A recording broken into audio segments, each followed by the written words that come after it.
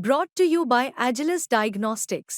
Health test की बात आती है तो मैं भरोसा करता हूँ India largest diagnostics company Agilus diagnostics. खुद को टेस्ट करते रहो। दुख साझा दुख है, उनकी और मेरी तकलीफ साझी तकलीफ है, उनकी और मेरी लड़ाई साझी लड़ाई है।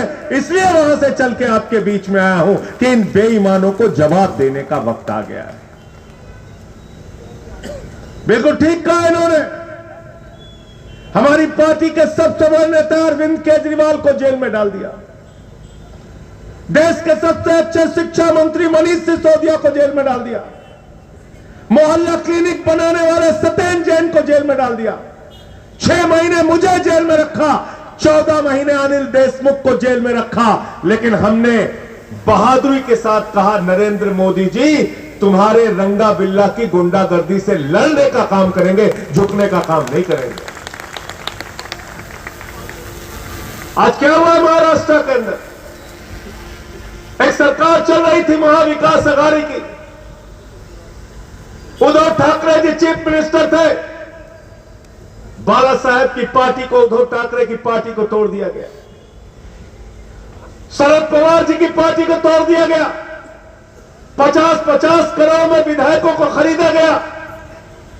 मैंने अब तक सुना था सोना चोर होते हैं, बाइक चोर होते हैं, कार चोर होते हैं, लेकिन ये भारतीय जनता पार्टी वाले पार्टी चोर है, पार्टी चोर। किसी की तीर कमान चुरा ली और शरद पवार की घड़ी चुरा ली। घड़ी चोर लोग हैं। इनको जवाब देना है कि नहीं देना है? बताओ। देना है ना? हाथ उठा के बताओ पीछे तक। जिन्होंने भारत के लोकतंत्र को खत्म करने की कोशिश की, जिन्होंने बाबा साहब डॉक्टर भीमराव अंबेडकर जी के संविधान को महाराष्ट्र में कुचलने की कोशिश की, जिन्होंने विधायकों को खरीद फरोख्त करके मंडी लगा के महाराष्ट्र के अंदर सरकार बनाने का काम किया, मैं आपसे कहने के लिए आया हूं, आप चुनते हैं अपना विधायक इसलिए चुनते हैं कि वो क्षेत्र का विकास करेगा, महाराष्ट्र का विकास करेगा, आपके बच्चों का विकास करेगा। लेकिन वो लोगों ने अपनी बोली लगाई, आपके सम्मान को गिरवी रखा, महाराष्ट्र के सम्मान को गिरवी रखा। इसलिए छत्रपति शिवाजी महाराज को मानने वाले लोगों, मैं आपसे हाथ जोड़कर अपील करने के लिए आया हूं। छत्रपति शिवाजी महाराज का एक ही संदेश था, गद्दारों को माफी नहीं मिलनी चाहिए। गलत तो नहीं कह रहा हूं? गद्दारों को माफी, गद्दारों को माफी नहीं मिलनी चाहिए, नहीं मिलनी चाहिए। भारत के प्रधानमंत्री और भारतीय जनता पार्टी के लोग, अमित शाह, शिंदे, देवेंद्र फडणवीस प्रचार कर रहे हैं महाराष्ट्र में। मैं कान लगा के सुनता हूं इनके भाषण। आपके बच्चों के लिए कितने स्कूल बनाए नहीं बताते, आपके लिए कितने सरकारी अस्पताल खोले नहीं बताते, आपके लिए कितनी सड़कें बनाई नहीं बताते। आपको इन्होंने सोयाबीन का दाम क्यों नहीं दिया, संतरे का दाम क्यों नहीं दिया, कपास का दाम क्यों नहीं दिया, किसान आत्महत्या क्यों कर रहा है, नहीं बताते। कटेंगे बटेंगे की राजनीति करते हैं। महाराष्ट्र के लोगों, आपसे मैं कहने के लिए आया हूं, इनके बटेंगे कटेंगे की राजनीति को कूड़ेदान में डाल देना। और मैं आपसे कहने के लिए आया हूं, अगर बटोगे तो बच्चों के सरकारी स्कूल बंद हो जाएंगे, अगर बटोगे तो सरकारी अस्पताल बंद हो जाएंगे, अगर बटोगे तो तुम्हारे सरकारी स्कूल, अस्पताल और तुम्हारे किसान आत्महत्या करने के लिए मजबूर होंगे। अगर बटोगे तो भारत की सेना को गिरवी रख दिया जाएगा, 4 साल के ठेके पे रख दिया जाएगा। अगर बटोगे तो महंगाई आसमान पे पहुंच जाएगी। अगर बटोगे तो महाराष्ट्र से 2 लाख करोड़ की योजना उठा के गुजरात लेके चले जाएंगे। इसलिए न बटिए न कटिए और मिलकर बीजेपी को रपटिए। तैयार हो ना सब लोग? बीजेपी को रपटने के लिए तैयार हो ना? अरे अब तो भगवान श्री राम ने भी इनका साथ छोड़ दिया, तुम लोग भी तो साथ छोड़ दो। छोड़ दिया कि नहीं छोड़ दिया बताओ? जीतू भाई, मैं अयोध्या के बगल का रहने वाला हूं, 60 किलोमीटर पे मेरा घर है।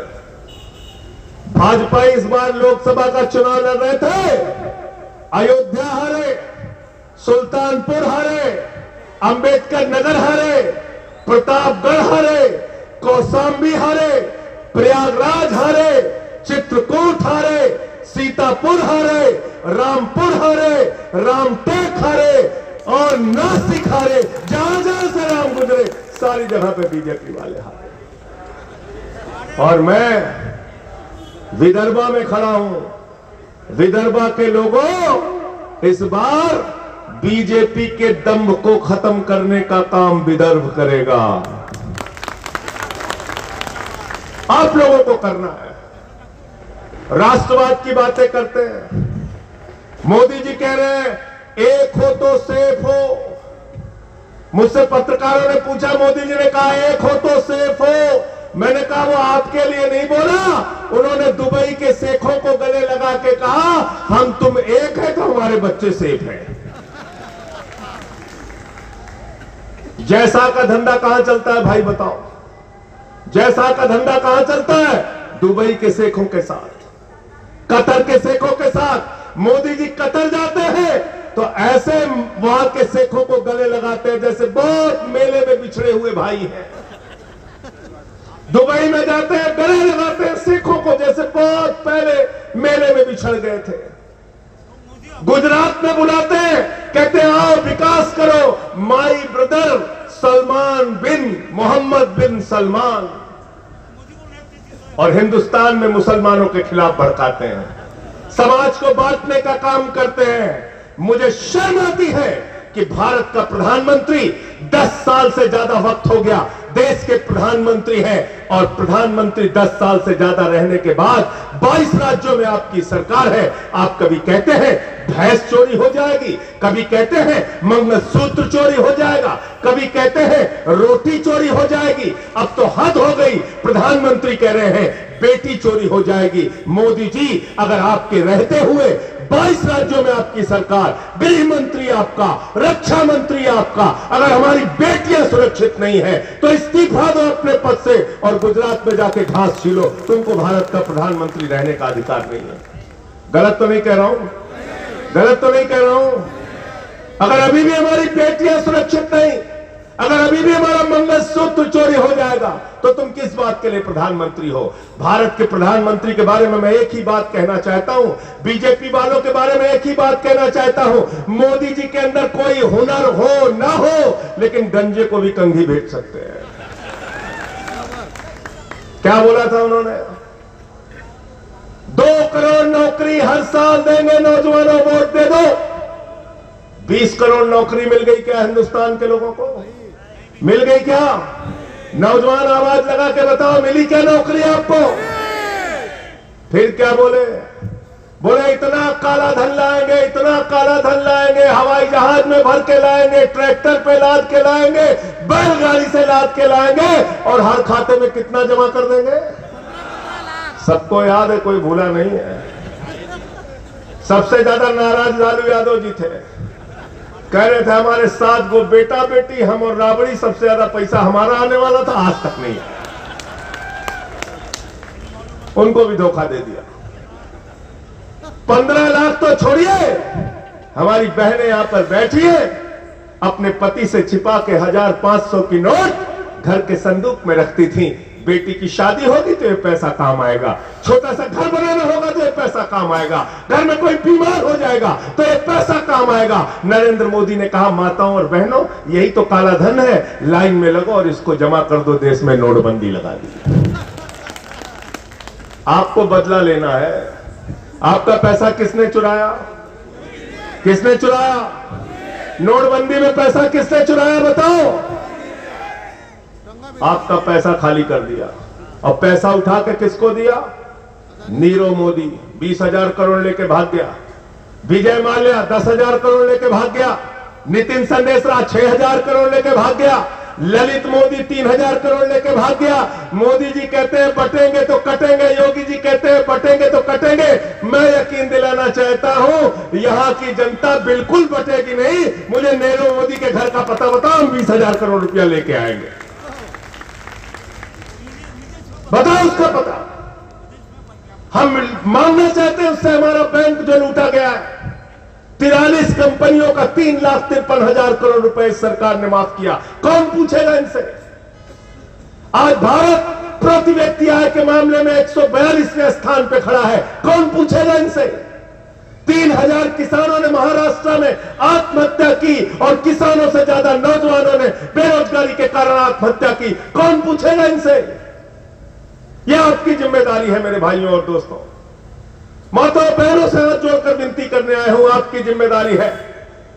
और अगर मैं यकीन के साथ कहता हूं, अगर इस बार महाराष्ट्र ने इनको धूल चटाने का काम किया तो पूरे हिंदुस्तान से इनके सफाई की शुरुआत हो जाएगी और दिल्ली से भी इनको हटना पड़ेगा। आपके ऊपर बहुत बड़ी जिम्मेदारी है। और विदर्भ में हार रहे हैं लोग, महाराष्ट्र में हार रहे हैं। महाविकास अघाड़ी की सरकार आ रही है। और एक बात याद रखना, ये चुनाव के समय में 1,500 रुपए के चक्कर में मत पड़ना।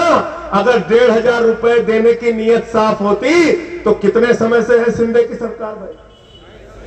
2.5 साल। 2.5 साल पहले क्यों नहीं किया? क्यों नहीं किया 2.5 साल पहले?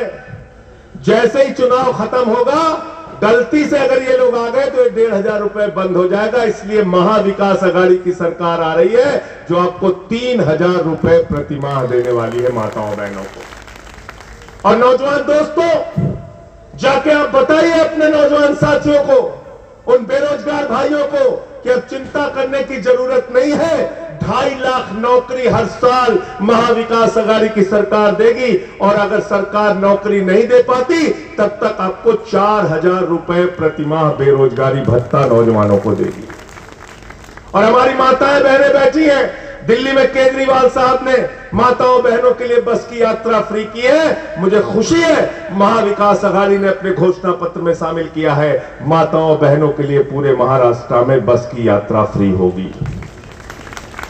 और 3 लाख रुपए तक का कर्ज माफी महाराष्ट्र में लागू किया जाएगा। किसान भाइयों, माताओं बहनों, नौजवान साथियों, सबकी जिम्मेदारी है मिलकर इस बार महायुति को हराओ और महाविकास अघाड़ी को जिताओ। और इनके फर्जी राष्ट्रवाद के चक्कर में मत पड़ना।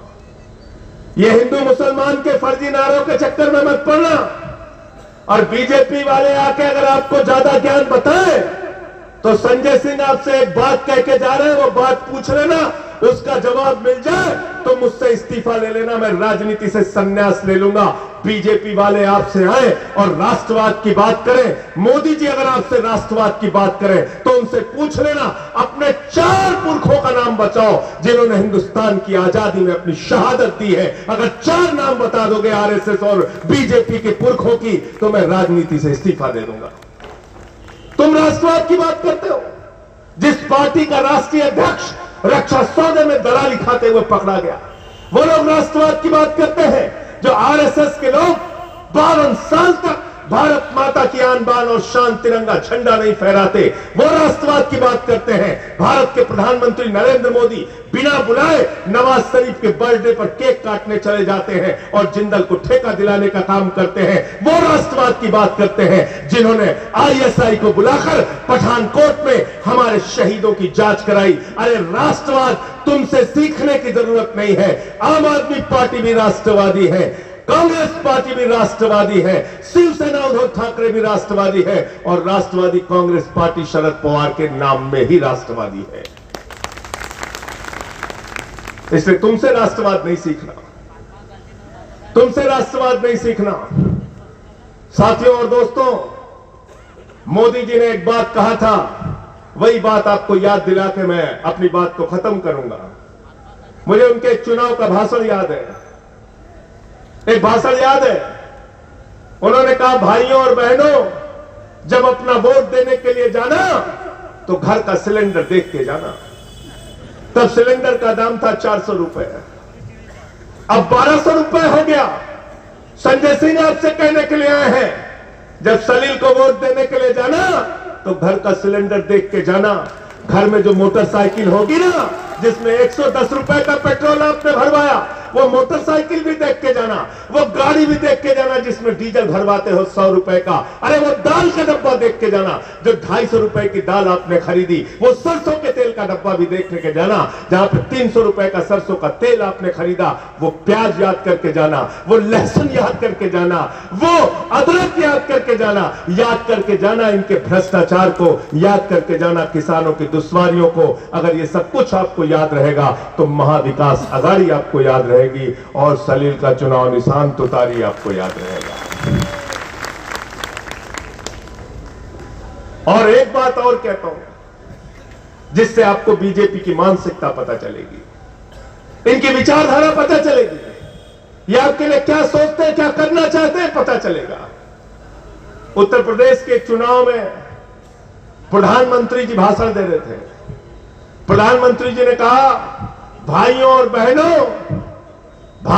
बहनों, अगर गांव गांव में कब्रिस्तान है तो शमशान होना चाहिए कि नहीं होना चाहिए? ये बोला था प्रधानमंत्री। प्रवीण भाई, देवेंद्र जी, सुना है भाषण आपने?